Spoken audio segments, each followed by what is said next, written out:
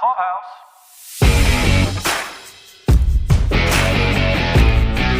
Jill, ask them what they think about supervillain. That sounds better to me. More exciting. Do you prefer saving America? How about saving the world? Nope. It's saving America.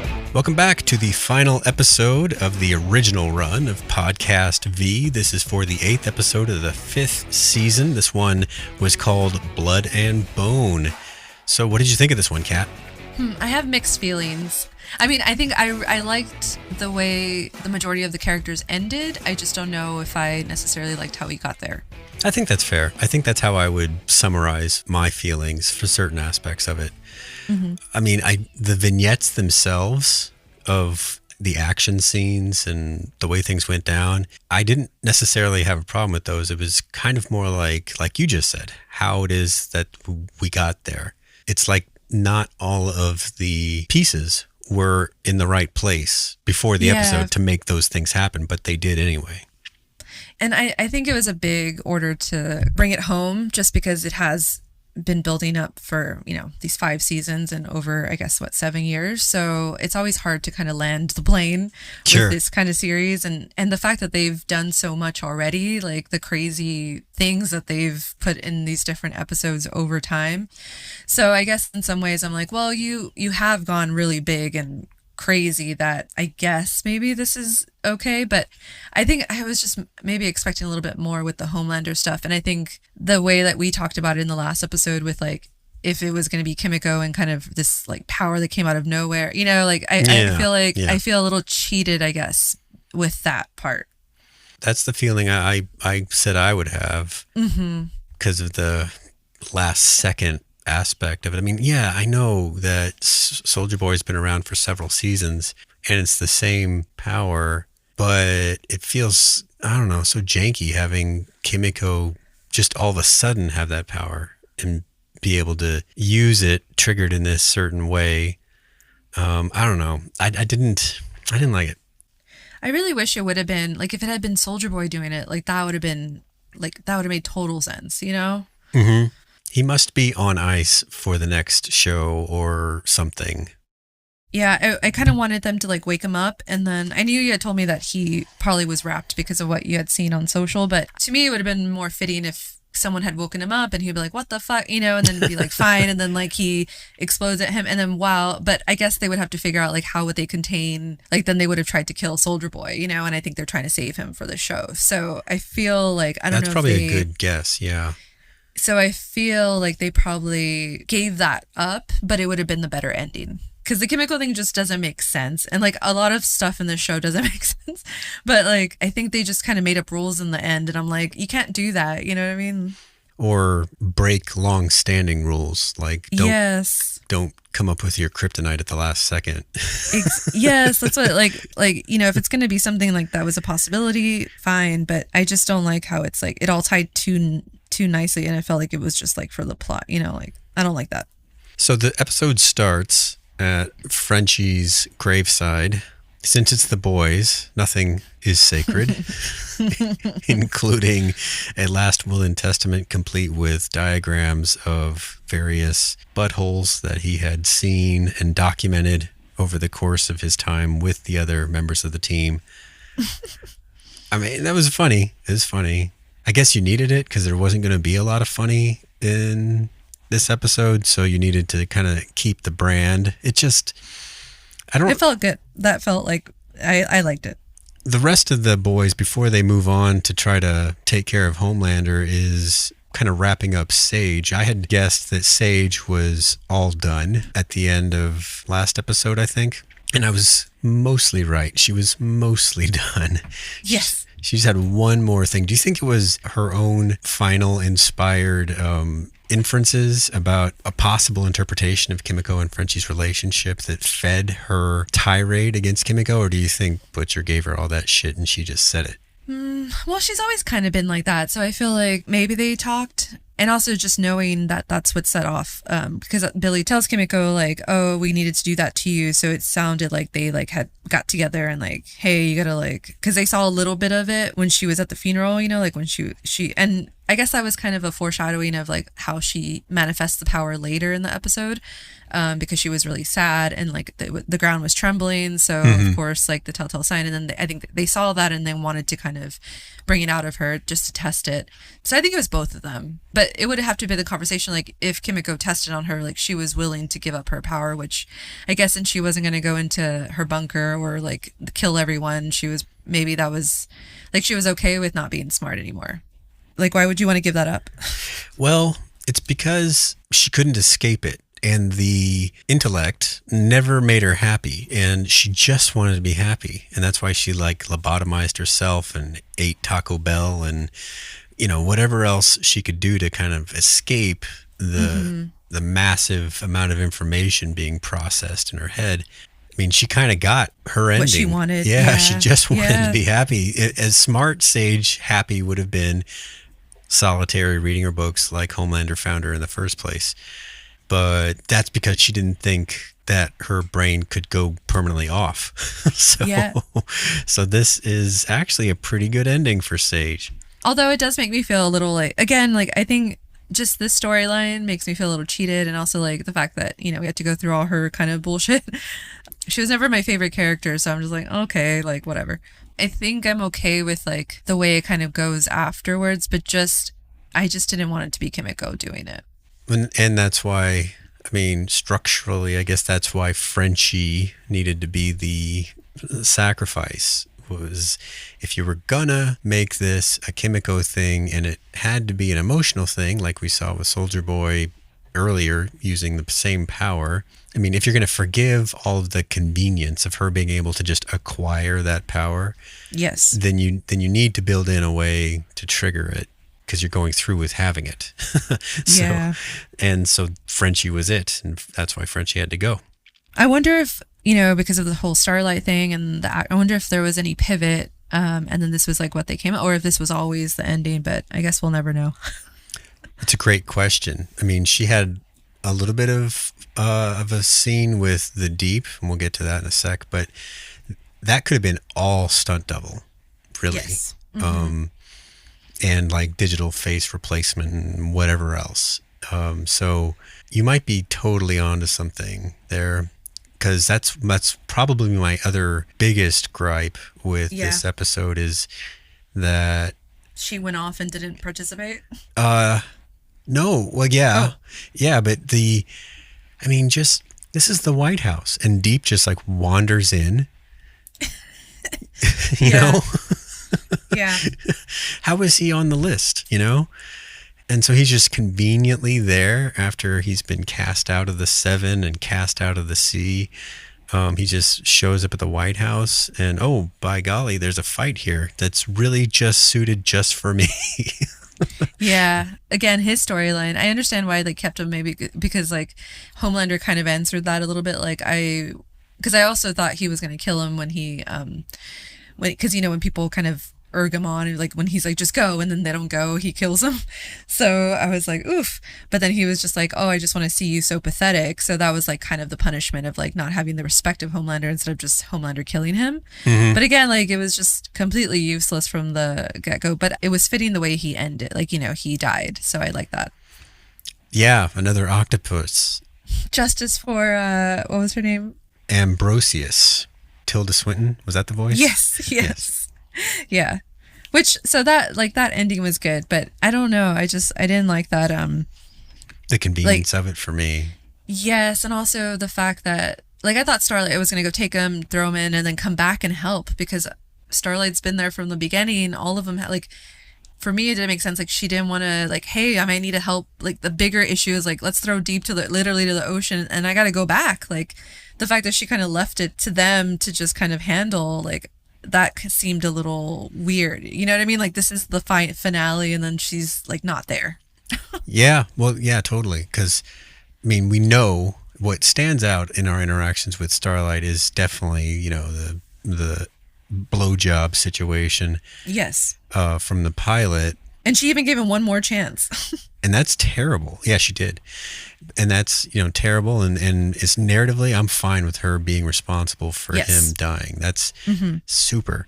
And there were a lot of times when Homelander didn't do right by her either. Not quite to the point of a blowjob under threat, but still there was a lot of tension there, and they have fought before. So I think she had earned a place, in the Oval Office fight scene. And also to up the stakes of because Homelander is Homelander, this is the big bad, and it's going to take a lot of people to kind of hold him back, and so I just thought it would have been great if she had been there in some capacity. I agree. But I wonder if that was because then she would have lost her power though, right? Oh yeah, because although Butcher doesn't look particularly depowered as he's beating the shit out of Homelander, he says to Ryan, "We don't have our powers." In their farmhouse scene. So you mean Huey at the end? It was where he goes and sits by Ryan and he's kind of asking if he wants to play house. That made sense to me because I think Billy, he didn't have powers before, at the beginning of the show, right? So He was always a tough motherfucker. So I feel he was. So I think and then Homelander has only known his powers. And so without them, I can see how it would have gone exactly that way because he's never really had to, Yeah. When you're very tough. strong, you don't need to actually have fighting technique. Yes. So that made sense to me. All right. So we have a lot of stuff happening in the White House just before everything goes down. There's the broadcast, and the boys had predicted that they needed to act right now with the plan to do them in. Even though Kimiko wasn't totally 100% ready, they figured that soon as this I Am Jesus broadcast finishes, that they would start rounding up the quote-unquote unbelievers, disbelievers, whatever. And that was exactly right. That's what he said to do after the broadcast. It's interesting. I went back and I watched the pilot, and there's a part just before the blowjob scene, actually, where Deep is kind of showing off the Seven's boardroom, their headquarters room. Mm-hmm. And they're talking about her favorite soup, and Deep guesses Homelander, and she says, Homelander, he's like Jesus or something. Oh, so it was so that makes me actually feel better because I think I hadn't remembered that, but it makes sense her religious stuff, but also I like that full circle thing. Yeah, me too. Yeah, me too. Did you count on Ashley coming through in the clutch? When I saw her break off and run from her detail, I was like, yes, she's going to do something. And she did just enough to be a little bit of a hero. Yeah. No, because I honestly didn't know what was going to happen with Ashley.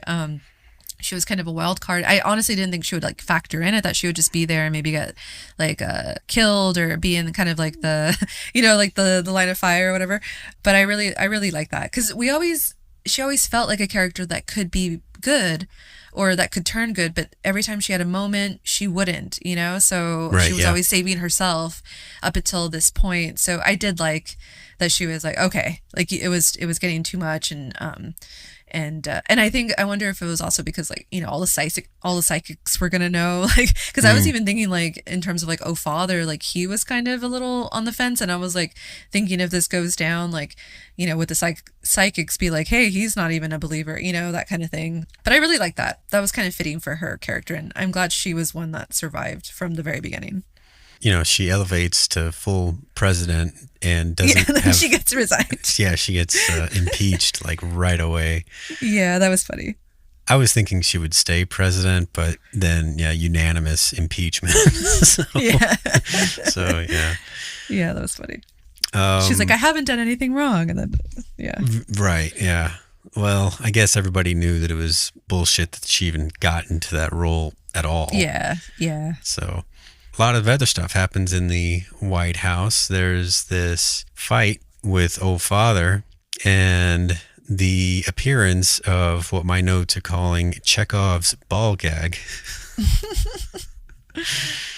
I wonder if Ashley knew that the ball gag would reflect his own sound waves into him and kill him if he accidentally discharged while he had it on. I guess not, but because she had even said, it was funny because she had said, kind of talking about the power of it. She's like, see, now we can go like all night or whatever, like now something like alluding to like he needed something super powerful for, that. So, but I guess, yes, for the shenanigans, but I guess she didn't, it was supposed to be used on the end, not on the, it come out the other end, not the other one. So, it's funny. It's crazy though how Mother's Milk just like, okay, let me use this. But that was a fitting thing. Did you get that reel I sent you about the song and dance from the previous episode? Oh no, did I not see it?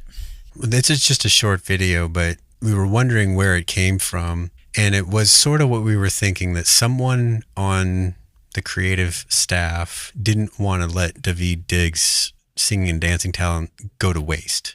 And so it was actually the show's composer that pitched the musical number because they wanted to write something that he would sing. I saw the other thing that you sent me in, but I hadn't seen this one. Oh my God, that is so good. That's great. It makes sense that the music person would be like, hey, what are we doing here? We have some... Pretty much. Yeah. And it's funny, Daveed is like, I guess they'd heard I'd been in this other pretty popular musical. Yeah, because I wonder how he feels sometimes. Well, like on Snowpiercer, he didn't do any, like we said, he didn't do any singing. And I wonder if sometimes, when you're known for one thing, you kind of don't want to do it. But I feel like a show like The Boys, it's sort of, that would be fun, especially like what he's singing. It wouldn't be just like, oh, he sings, let's put him in this cheesy song, Mm-hmm. That was the ultimate cheesy song. Yeah, but like in the best way. Yes. What a useless superpower. Yeah, but he's not long for this world in this episode. He's pretty strong, as it turns out. For a guy who's a man of the cloth, he's figured out how to use that sonic scream power of his pretty effectively. Without the ball gag, they would have been in deep shit. Yeah, I think that was maybe just one note too of like a little bit of a irksome thing that him and a few other, we didn't really get the full extent, like the Ashley thing. And in previous seasons, we did know what people were doing, right? Or was it always a little vague? Because I just feel like I didn't like that we didn't fully know what they did. Not that like they had to be like, hey, by the way, this is what Oh Father does, but it did feel a little also cheated in that sense. Like when he comes in, he has a blast. I was like, what? When could he do that? They never really explain powers at all. Yeah. Okay. That's true. Yeah. There are other voice-powered heroes in the other universes. Like DC has a woman named Black Canary who can do that, and Marvel has a guy named Black Bolt who can do it. And he never talks, actually, because any sound that comes out of his voice is destructive. So he never talks unless he's looking to fuck something up. Yeah. Yeah. And then there's another X-Man called Banshee, and oh yeah. Mm-hmm. And I think Banshee and Oh Father are about the same power level and that kind of thing. But it all revolves around just screaming like that. We had seen him use it for evangelical purposes earlier in the season, and he's praying while using the voice, and it kind of washes over the people, and I'm sure it convinces them of some sort of divine nature of what he's saying. But we saw with the fight at the short fight with Starlight, mm-hmm. when Huey makes that gambit with the virus, that answers that question that we had. Did he actually take the virus with him? Yes, he did. Yeah. He was handing Starlight's ass to her in that scuffle. Maybe that was just me kind of being a little bit nitpicky, because it just felt, I think it's just a little bit like this season where some of those that like people who were introduced just felt a little like too convenient for me, I guess. So, or little instances like that, but I was like, okay. And I guess it's good that they saved that for the end, because then it made for an interesting fight in that scene. But what a way to go. Like, I always love like gruesome deaths. I wonder if Daveed was like, oh, that's crazy. Yeah, I bet he was. Yeah. He was down. You know how sometimes characters have like these throwaway little things that they put on screen that are like meant to be funny, but not really remembered? Ashley has always had a sex life that they only would show like the beginning or the end, and it always looked unusual. Crazy. Yeah. Yeah. With the show being separated by seasons by 2 years or whatever, it can be tough to remember those little details unless you binge beforehand. Yeah, and The Boys is like, usually I like to go back and see, but I feel just because, again, like I talked about it earlier this season where I was having a little bit of I think because of the way it's mimicking some of our real life, that I was like, I didn't necessarily want to go back and relive some of that stuff. Or like, I don't know, it's not a show that I think I maybe eventually will want to watch it again, because actually towards the end of the finale, I was like, you know what? I want to go back to the first season at least to get kind of that feeling again, because I do miss like the Becca and like some of the characters we, interacted with, and those like first interactions. Jack Quaid it's not that he's fat now. He's not fat, but he definitely looks skinny. Yeah. In the first season. Yeah, and it's always nice, like, the introduction of characters and stuff. So it did make me a little bit nostalgic for those earlier seasons. There's slight differences. Having just watched the pilot, like Homelander's hair, he actually had like a little sweep of just a little bit of bangs. Mm-hmm. And they got rid of that at some point. I don't know when. But it was interesting to see him subservient to Stillwell and trying to please her and all that kind of stuff. So I would say at least give the pilot a shot and see if that doesn't entice you to keep going, because there were a few bookend type things that when we get to them, I'll mention them, that they put into the finale that mirror some of the stuff from the pilot. Okay. Yeah, so we already kind of discussed the Deep and Starlight. On the one hand, the end for the Deep is fitting. It is fitting. He did bad things with Starlight. He did bad things to the fish, and they both are part of his undoing. That's kind of perfect. It's just like, well, but how did we arrive to perfect? Oh, well, that part kind of sucked. Yeah. It's like the bad neighborhood you got to drive through before you get to the place you want to go. Yeah. Is it kind of like that? I don't know how they would have fixed it exactly, unless maybe you put the Deep stuff an episode earlier so that you could keep Starlight on the roster of the people going to the Oval Office. The fact that she just flew off, it just felt so weird. Like, oh, I'll go deal with him, and then she flies like 100 miles away. I don't know where the beach is compared to Washington D.C., but I don't think it's close. I guess I didn't expect them to like corner Homelander like early on, like, because usually they leave some time to wrap things up, but it was pretty like early on, like halfway through, because I looked at the time. Yeah, it was like a half an hour in. Yeah, so I honestly didn't think, I didn't expect them to do the fight there, like after his speech. I thought it was going to be like closer to the end and be a buildup. So at the time I was like, okay, yeah, she's going to go over there. They're going to get to the thing. He's still doing a speech. Like, she's probably going to come back, and then they're going to have like this mega fight scene. Like, and then it just started happening. I was like, oh, okay. So that felt a little kind of like not, I mean, I liked that it was being televised. I think just because of the whole Homelander and Billy thing, like, I don't know. It felt like I liked the end of like the crowbar and stuff, but I mean, do you think it was a fitting end for those two characters of like the way it kind of went down? Yes. Like, you think it was enough like heist? Like, I did like that Ryan came back and helped. I had supposed that a powerless Homelander was one version of the ending, just leaving him that way. And I also said that I didn't think that would be popular. Yeah. That it had to end with him dying. And him dying is what kind of feeds Butcher's sense of still incompleteness. Like he after he's dead, he realizes this will never. Unhappy. Yeah, I'm still not happy, which is kind of an interesting reflection back on the things that never made Homelander happy. Because it makes you wonder, like, if he would have killed every supe and somehow survived the plague, would he have been happy then, or would it have been the next batch of people in power or something that he would need to go after? I don't know, but those two definitely needed to be in a fight at the end on equal footing, and they were. And I guess it's better that they were human. It's less, whiz-bang dramatic for a superhero show if they're not using super abilities. But I think it made sense it was on Billy's terms. Yeah, I mean, I did like seeing it. I think I'm maybe just fixating on the Kimiko thing. I think that's the only part that I don't like. But I think the Billy interaction with Homelander was good, and I like that Homelander was begging like a little sissy, like kind of thing. So I feel like that was really true to who we all know Homelander would be without powers. So that was pretty satisfying. You know what gets me about that convenience of using Kimiko for this superpower thing? Yeah, it makes sense that you can kill off Frenchie to kind of feed her rage to make the power trigger. However, it kind of reminds me of, do you remember the movie X-Men Days of Future Past?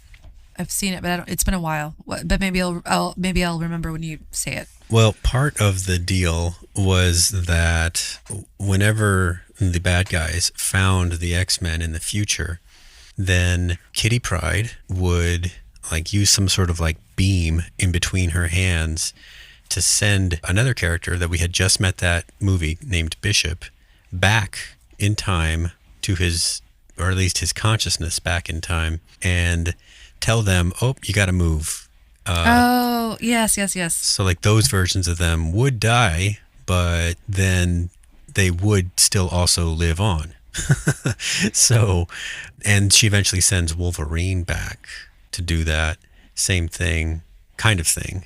Yeah, it's just the convenience of it all. And I think it was because she doesn't have that power, and she never did. It was a different character, but they didn't have that character on the X-Men roster, so they didn't want to bring it in. So in this case, who do we have on our roster that already shoots beams? Yeah, I mean, we have one of those. Yeah, I know. To me, it would have made more sense if it was Starlight. Like, yeah. You know what I mean? Like, she was part of the Seven. She, has some sort of beams, like, and I think the only reason they couldn't do it with her is because she wouldn't survive the testing of it all. But Kimiko has advanced healing compared to every other supe. Yeah, but how did it just came out of nowhere. Like, I think unless maybe if I do a rewatch of the series, maybe there were clues where they could I guess if we kind of go off the thing that V changed, people, like the genetics and stuff like that, then who is to say, the smartest person? And Frenchie, and also Frenchie, he used to be a chemist, a drug thing, it wasn't even some crazy super thing that Vought thought of, I think if it had even been something like that, like Steinegger said, hey, we have this in development, or kind of earlier in the season that we can change Soup's powers, then I would have been like, okay, got it. There was a little thread of this. Yeah. And I'll go with it. But I feel like a little cheated where I'm like, okay, guys, this is really for the plot. And I'm willing to go with you, even this, some stuff that you need to wrap up and maybe the Starlight and Deep thing, but I don't know. And I think that's why it's such a big moment that depowers Homelander, that I think it kind of cheapens the Billy and Homelander aspect of it. You know what I mean? That's okay. What I think. I'm okay with the endings of all the way everything went down, but the way it got there was oh, okay. It was, and even the way they got into the White House and it was just okay, we're just gonna go in and go down this tunnel. Mm-hmm. I don't know, when they had they would be so extensive about their plans and things, and you know what I mean? Again, I do. Yeah. Yes. So that, I think that part is just kind of we're just going to go in and this makes no sense. If we were actually a good team, thinking this through. So I'm just okay. I mean, I did, it sounds like I'm bashing the finale, but I'm just trying to be critical, in the sense of overall, I really love the series, and the finale was pretty good for what they needed to do. I'm not oh my God, this sucked or anything. I still would think it was I would give it 7 out of 10, that's my range. I'm just being a little critical because of what they set the standard, you know what I mean? And so I'm just kind of going based off their standard of all of a sudden they're they dropped a notch, and I was why did you lower your standards? Which makes me think it must have been, I wonder if it is because of some of those circumstances that we've talked about. Some of that stuff we may never get the story on. Never know, yeah. Yeah, because if it's something where they feel they would reflect badly on Erin unless she was the one to say that this was the deal, then they probably won't, because... Yeah, I don't think they will. I don't think they want to, put her in that situation, oh, we had this ending, because then it would feel crummy, And it's no favor to her career, No. To be someone And that it's they not have her to... fault. Like, it's not her fault either, like, I'm not being like, oh, you should have done this or whatever. But even regardless of that, like, you have to pivot. And I guess that's what they thought of. Like, they could have still dropped the nuggets earlier in the season with the Kimiko thing. You know what I mean? Or Frenchie, like, working on something or like the Vought thing, like, oh, this is something that's even possible. It's just like the last 3 episodes were like, what? I wonder if her learning how to talk was a little bit of foreshadowing for her character being able to do new things. Now that feels like a massive stretch. Yeah, because that was more like trauma. Yeah. I was trying to throw a bone to them. Yeah. Again, like, this doesn't make me not like the finale or whatever. It's one of those kind of like, So Billy does kill Homelander with his crowbar. I had not read the comics, and I had not done a binge before this season. And right after the finale, I went and watched the pilot again, and I was reminded that the crowbar is sort of Billy's signature weapon. When we first see him try to take on Translucent in Huey's electronics store, after he crashes the car into Translucent, he approaches him with a crowbar. So I guess that's his preferred way of evening the odds between a human and a superpowered person. It was pretty freaking gross how it all went down, but he wanted to be sure. Yeah. No, I love that. And I do think it's fitting for Billy. And like, it was funny because there was a shot where, like, I think Billy was coming in at the very end or something. And just his whole look, though, he feels like Carl Urban feels like a character out of a graphic novel. And like his styling and everything, and the shoes that are like kind of like, I was actually thinking when he was walking in, I was like, are those tied? Like, are they coming loose? Like, yeah. But like his whole styling is really cool. Like, I think it really helps that he was like the main character, and again with the Homelander, because they were both just so good throughout the whole series. I was listening to a podcast several years ago. There was this couple of critics that would review movies, and I forget what movie they were talking about, but the male reviewer says, "Oh, or do we have a Carl Urban apologist on the team here?" And the woman says, "I don't apologize for anything." She just likes him for who he is. And that was maybe post the first Star Trek, maybe, or something. So he had The Lord of the Rings, but he also had like Doom and maybe a couple dogs in there that weren't so great. But I've liked him the whole time. He really, yeah, me too. He throws himself into a character like, I don't know if you ever saw Dredd, but Dredd was crazy. I love Dredd. Good. Yeah, we watched that like a lot. Me and my husband, he loves Dredd, and so we'll like put it on a couple times a year. Like it's like a staple because it's just so good. I feel like it's underrated too because it's with Lena. No one saw it. Yeah, I know, but it's really good. It is very, very good. Yeah. I have it in 3D, and I'll watch it with my VR goggles so I can see it in 3D. Oh man, that sounds cool. It is kind of neat. But like, I think it's also because him and also, Anthony Starr, and it's funny because they're both Kiwis, I think. It's like that's headlining right. this American show. But they really committed to their character. Like you never felt like, oh, it's the 5th season. We're kind of just here because we signed this contract. Like they really went in guns blazing. And I do think that helped me also kind of be like really like, I think the fans also excited because when the characters are excited, like the actors who play the characters are still excited on the 5th season, it makes you keep going because you can kind of tell when people are like, they want to go off and do things and whatever. And like, they're just here because they got to fulfill the obligations. Mm-hmm. But even like, I think I saw like footage from like their finale party or whatever, or something. And they were still both of them were hyping it up. Like, I know the last season was whatever, but like you could tell like they were excited and not just saying things to kind of, because at this point, like they're done, like they don't, they got to be like, they don't got to bash the show, but they don't need to be overly extra about it. So I don't know, I just wanted to give kind of appreciation for them and the other cast that like were the original, because they really went all in and weren't like, oh, we're just here because we gotta be. And there's a lot of little clips coming out, and there always has been, from the cast and creators, and they're all in each other's pictures. Yeah. More than you might expect.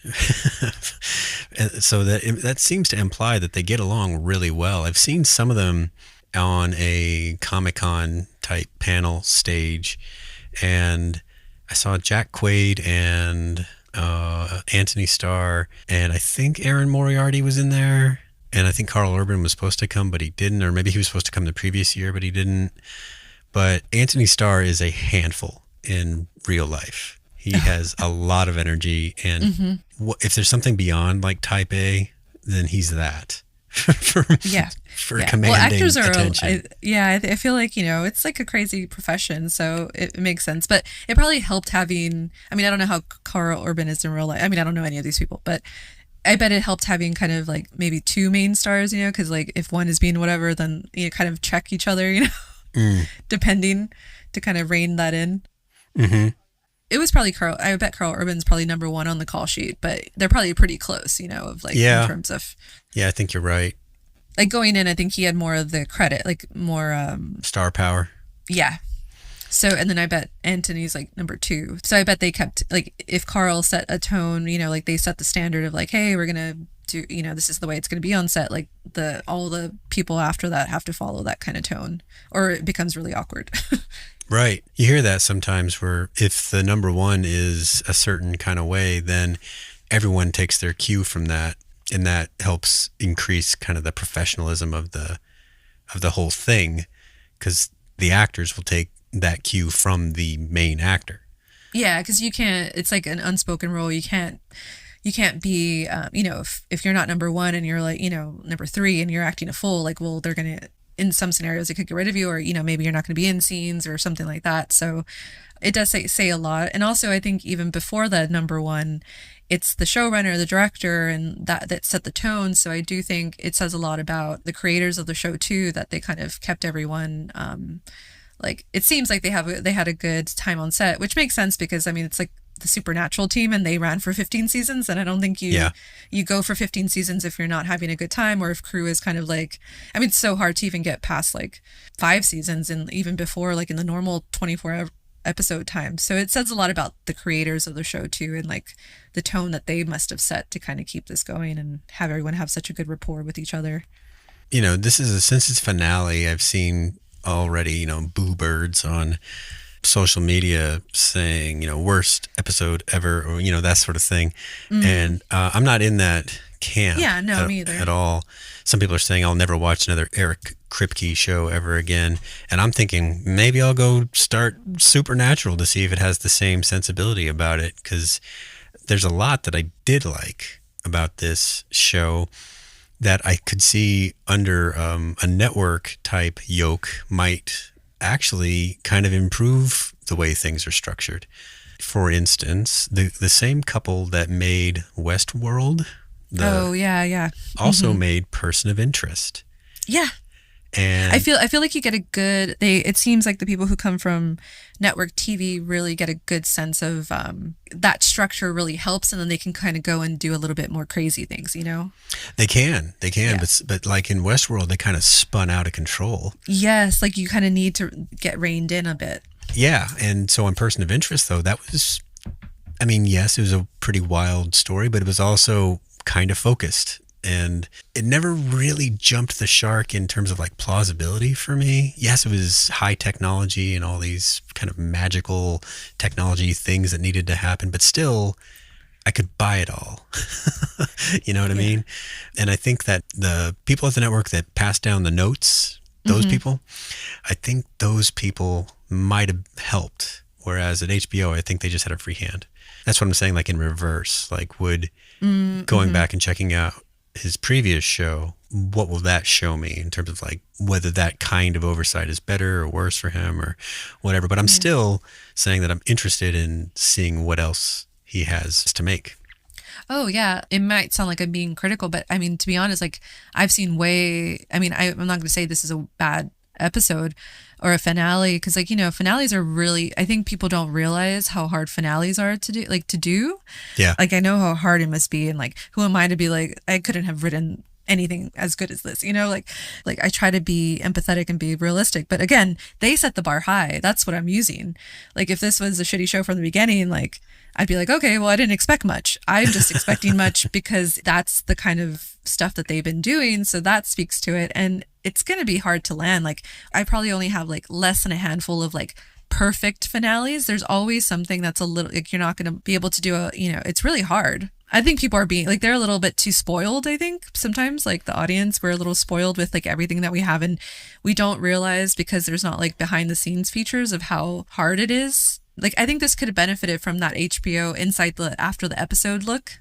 Mm-hmm. They should have done it for this season, and then like he could have like talked about like the process and stuff, so people get a little sense of like, hey, it's not just like make it better, like how like they have to figure out how to make it, like, that's hard. Being creative and all that kind of stuff is really hard, and like I think they did pretty good. And it comes together, the final bit there in Vought Tower where Huey has caught up with Butcher, who's already poisoned the sprinkler system with the virus, and kind of answering the question of whether or not Butcher is quote unquote as bad as Homelander. I think yes. And that's why Huey had to take him out, because he was willing to kill all soups everywhere. I have a different take on like that whole ending, which I did like. And maybe this is because I have a dog, but when he tried to do the, he did try to kind of, after they killed Homelander and they go back and, they're kind of like enjoying the moment. And then he had a moment with Ryan and, he's like, okay, we can start over now, or like, and Ryan's I don't think, like, piss off. Yeah. And which I like that because I think that makes sense for that character. So I'm glad they didn't like do the cheesy thing and be like, okay, because I was like, good for you, Ryan. Like, that makes sense. I mean, Billy was willing to kill him in like the previous thing, like and I like that he was like, you're not a good guy either. You may not be as blah, blah, blah. But like, I like the way that ended. And then when he's like, okay, well, at least I still have Terror. And then he went and like saw Terror and then Terror. And then they said, I saw a post where Terror actually died in real life. Like the dog. Bentley the dog. Yeah. So I wonder, I don't think maybe he hadn't died when they filmed that because maybe he was just sleeping, but obviously they wouldn't have had a dead dog, but you know what I mean? Right. But, yeah. But I was just like, oh, like as someone who has a dog and when, you're by yourself, like the dog looks at you like you're the best thing in the world. And like, no matter what you've done, like they don't know what you've done really. So I think like that would have kept him going. He could have gone somewhere. He would have been with Terror, kind of like living his life and kind of been like, yeah, being grumpy and stuff. But I think that would have got him through. And I think when that happened, he was like, oh, I don't want to be here. Like, and I think he provoked Huey. Like, and I think he is not someone who would have killed himself. So I think he wanted to get someone to kill him. And I feel like he knew the only way to get someone to do that, AKA Huey, is to like threaten to kill all the soups. And because Huey is so good and he knew that because he tells him at the end, like, through all of this, you've never changed. You always are trying to fight for, like the good. And so I think he knew, because he even says like, oh, it took you a while. I knew you would come and do this. Like I knew you were going to come and stop me. And so I think he knew like Huey would kill him and end his misery is my reading of it. What you're saying kind of reminds me of, you ever see Zack Snyder's Watchmen? Yes. Oh, I love Watchmen. So you know what I'm going to say, right? The Rorschach at the end basically forces Dr. Manhattan's hand, kind of literally, because he does raise his hand. And it's either let Rorschach survive and he will basically start World War III with the news that he's going to tell the world, or you can kill him right now. And Dr. Manhattan, he makes his choice. And that kind of reminds me, because he was also pleading to kind of end his own misery. I think also combined with the loss of Terror, you had Stan Edgar on TV saying yes, like it was never going to end. Yeah, back to business.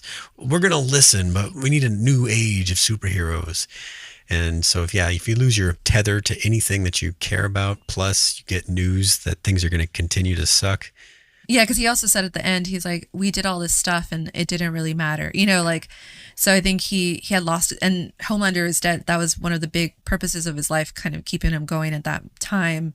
And then the dog, I feel like, just really tipped him over. It was like, he had such a strong conviction too. He couldn't just let it go. Like he wasn't going to go to a beach and be like, okay, I'm going to sip a margarita. It was always, he knew he was never going to stop. But I feel like he wanted Huey to be the one to end it, I like out of that. his goodness. Yeah. If you go back and watch the pilot, like I've been saying, you'll remember that when we first met Huey, he was prone to panic attacks or little like fugue state moments where he would imagine a conversation going one way, but it was actually going much worse for him. Oh, yeah. Because he would just stay quiet for several seconds. The other person wouldn't know what to do. And here, it's kind of the opposite, right? Butcher gets stuck in this fugue state of seeing Lenny, or more like Huey as Lenny, and Huey acts. He doesn't waste his moment. He does act with finality and decisiveness. I mean, that's what character arcs do, man. Yeah, that's why I think I really did enjoy that end, because I felt like it wasn't anything like, oh no, like, because if Billy had asked like Huey, like, can you just kill me? Like, he wouldn't have done that, right? Like, he had to give him a reason, because Huey's not that kind of person. So I just feel it was like a kindness, like their relationship. It was sort of like there was no hard, like he even says like no hard feelings. Like it was sort of like and I think Huey wasn't gonna like feel bad about it either, because I think he knew like that's ultimately what he wanted. You know, like put me out of my misery, put me out of like being just like the worst person or whatever. And I didn't see that coming. You know, this was one of like those nice surprises of the finale. So I really like that. Well, if Butcher had lived, you're right. He wasn't going to go to Mexico and live the rest of his life on the beach. If he had terror, yes, but without him, no. So, I mean, then that would mean that the rest of the boys would probably never rest either. And as we saw in the ending montage, they had very much earned it, you know? Yes. And gotten things in their life that they needed, such as mother's milk, remarrying Monique. Yes, you wanted that for him in the last episode. Yes. And if you noticed, Ryan was there kind of in the best man spot. He was only wearing a collared shirt, but whatever. He's a kid. It was an outdoor wedding, so maybe it wasn't that formal. Yeah. But it was nice to see that he had come around on his humanity. He had like dismissed that part of himself. Like, unlike Butcher, who never found the end point of all that anger that he had, even when he had reached the mountaintop, Mother's Milk totally did. He was like, yeah, that's over now. I don't need to do that anymore. Yeah, no, I like that. I like that Ryan is going to end up kind of with him. And I just wanted there to be, I guess my cheesy self wanted his Mother's Milk's daughter to like give a look to Ryan, you know, and then like that they were going to get together later. But yeah. There was that shot where she was taking a picture, and I thought for a second she was going to look at him, but nah, it didn't happen. Yeah, it's okay. We can assume that it probably will. And then Kimiko makes her way to France. I guess she just wants to soak in some French culture. Yeah, and she got the dog. I knew that was going to happen. Oh. And then we already mentioned Ashley being impeached by Congress. You know, even though she did help the boys at the end there, it's still very true to her character that she clings to whatever she can, right? Yes. And so the presidency, she had to be kind of booed out of town. Yeah, like she wasn't going to be like, okay, guy. Like, yeah, there was never full redemption. Like she was always a little, you know. Yeah. Yeah. Little conniving. Yeah. But we assume maybe she got a pardon because she helped them. Maybe. So she's not going to get convicted, you know. Right, yeah. I think she'll be fine. I mean, even Nixon got... I don't know what he got, but I'm pretty sure he got just the regular old presidential retirement package, whatever that is. Like, you just go over there. We're going to forget that you tried. Yeah, I mean, he had Secret Service and all that stuff, even given his circumstances. Yeah. So I think she'll be fine. Yeah. She'll be fine. So the little bit with Annie and Huey back in the electronics store says Campbell... audio video or something like that. So the pilot does show him working in, if it's not that storefront, it's a very similar storefront, indistinguishable, really. A couple little neat things, like I don't know if you noticed, but the TV had like lions on it, and oh no, all the way back to the pilot, that's what the previous owner of the shop was showing on the TVs was lions walking around. And then like the police scanner. That's also from the pilot. That's what she was doing in Iowa. She and her mom would listen to the police scanner for her to go and do good deeds so that she could get the paper and amp up her resume. So there were a lot of callbacks to the pilot, I thought. Yeah, I did like that. I like the book ending. Well, and did they say the baby's name would be Robin? Yes. So is that weird at all that was the girlfriend that got killed's name? No, I think that's very sweet because I think Annie would agree with that because I mean that's sort of what kicked off everything. If that hadn't happened, I think that's a way to honor Robin. You know, like if you're like Annie in that situation and you're mad that you're gonna like that, like you're an asshole. In my opinion. Well, Annie, we had seen become completely jaded and kind of checked out, and it was kind of that conversation that she had with Marie where I think she talked herself out of acting that way anymore, you know, like, cause she had brought up her disappointment with meeting Queen Maeve and realizing that she had just basically become Queen Maeve 2.0. And then there was nothing of that left when they showed her pregnant in Crocs, still doing super stuff while working a mundane job. That was really cute. And then I think it's also because Hugh and her had a lot of relationship problems and they never really had another talk. I think it was sort of like, I guess we assumed that they were pretty steady and they were just going, you know, it was their circumstances. Mm-hmm. But I do like that she kind of is still doing like the superhero thing pregnant. And then Hugh is just like, like he's totally cool with it. And it was really cute with them. It was a good ending for them and the way that I don't know that I have any outstanding question marks, you know. Sage went to Harry Potter world. Deep's dead. Homelander's dead. The rest of the 7 are dead. Stanley Edgar's back in charge. Which will probably play, I wonder if that will play a part in the Soldier Boy. Oh, no, it won't because Soldier Boy's a prequel, right? So I think it's a prequel. Yeah. But maybe in this future, we mentioned that the South American, like it might. Like maybe. Yeah. So little detail on that one. You can look it up and there's not much to find. But yeah, I don't think the franchise it might go dormant for a little bit or they might go another direction. Like they released that Diabolical cartoon anthology a couple years ago. That was just sort of stories from within the boys' universe. Mm-hmm. Diabolical was one of Billy's favorite words. Yeah.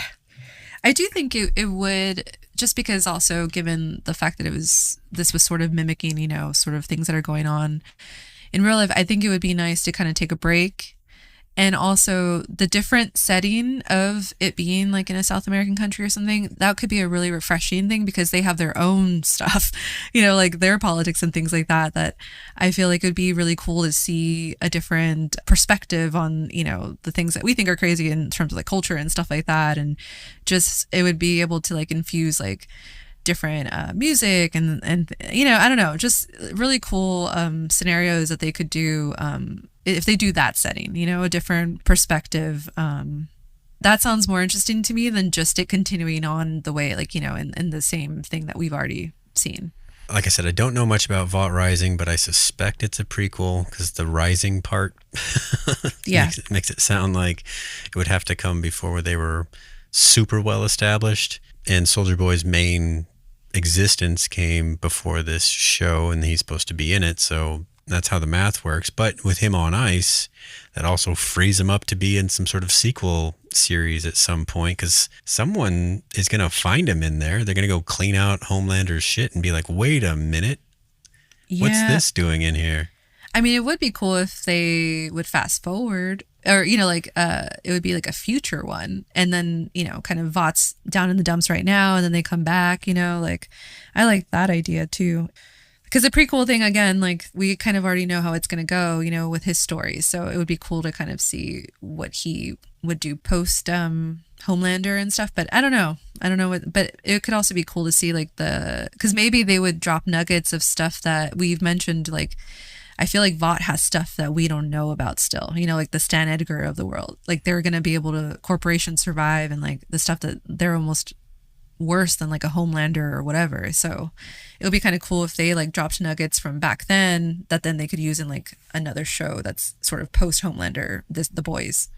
Because it seems like they would try to work on another ultimate superhero, except one that they could control.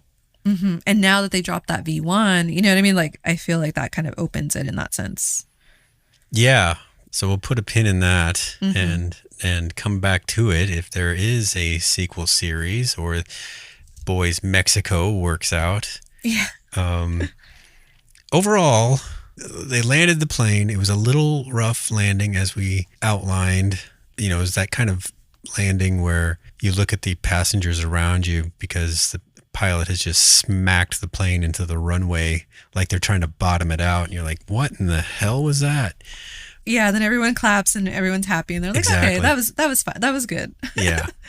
Yeah. Because, I mean, like I said, the scenes themselves Were really good. were great. And it always made me laugh, like the liners, and you know, it was never like, oh, this is stupid. You know, it was just always like, oh my God, I can't believe it. You know, like it was always a fun moment and I enjoyed it. Me too. And I'll be on the lookout if I find any fragment of behind the scenes, like, well, we had to pivot later in the season, rewrite some stuff. I will send that right to you because Okay, same. that seems like so natural. But we'll see. Maybe they didn't want to kill Huey to make Starlight angry enough to use the beam. I don't know. We'll see. It's been a pleasure, Kat, talking with you in all these episodes. Looking forward to working together sometime in the future. Yes, I'll definitely be back. We got to find the right thing. Great. Well, I think that's a wrap on this podcast and this series for Pod Clubhouse. If you liked us, please go take a look at other Pod Clubhouse offerings. We have one finishing up for the Testaments right now. We have another podcast starting up with the Dutton Ranch series. If you're into the Yellowstone universe, we've covered Yellowstone, 1883, 1923, the Madison, which I don't know if that's in the Yellowstone universe. It's in the Taylor Sheridan universe, and it is in Montana, so it seems to connect, but I don't know for sure. So we know what we're talking about when it comes to Yellowstone, so you might drop in on that and see if you want to listen to that discussion. Otherwise, thanks for listening, and we'll catch you another time. Thanks a lot.